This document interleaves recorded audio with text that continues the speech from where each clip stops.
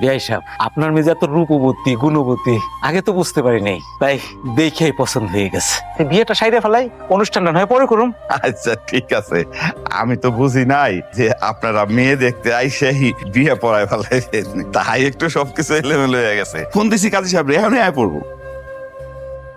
আজকে মনে হয় সজীব আর আসবে না রে, চল চলে যাই। আরে না, সজীব আসবে না মানে? সজীব তো আমাকে চিঠিতে এইটাই লিখছিল, এই টাইমে এইখানে দেখা হইব।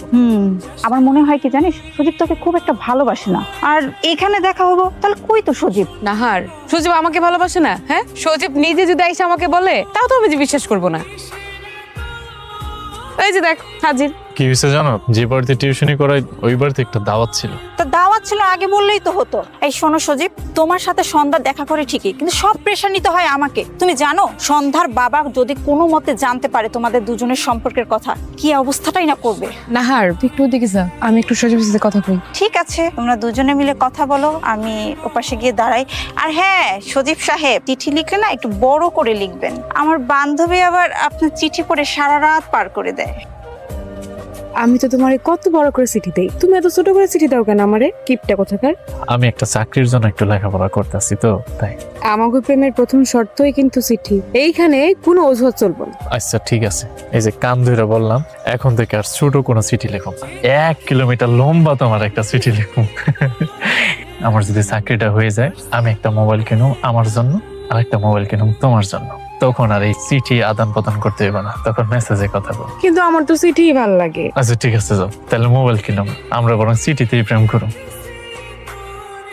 এই যে তোমার আগামী 1 সপ্তাহ অক্সিজেন নিয়ে আসলাম। তাহলে আমি ডাকতেছি, শুনোস না কেন? শুনবো কেমন আম্মা, তোমার পোলার মনে তো রং ধরছে। বলবো তুই সব কি আবল তাবল কইতেছস? ঠিকই কইতেছি, কি কষ্ট? আমি একদমই আবল তাবল কইতেছি না। তোমার ওই মেয়ের সাথে যেদিনই দেখা হয়, তুমি যদি চিঠিটা না পাও তাহলে আর তোমার মুখের দিকে তাকানো যায় না, মুখটা ভার হয়ে থাকে, মনটা খারাপ হয়ে থাকে তোমার। কি কষ্ট এগুলা? সজীব কার লোকে প্রেম করে? বলবো তুই এসব আবল তাবল কি কইতেছস? শোনা ভাই, আমি একদমই আবল তাবল কইতেছি না, যা সত্যি তাই কইতেছি। আজকে তো তুমি চিঠিটা পাও নাই, এই জন্য তোমার মনটা খারাপ না ভাই?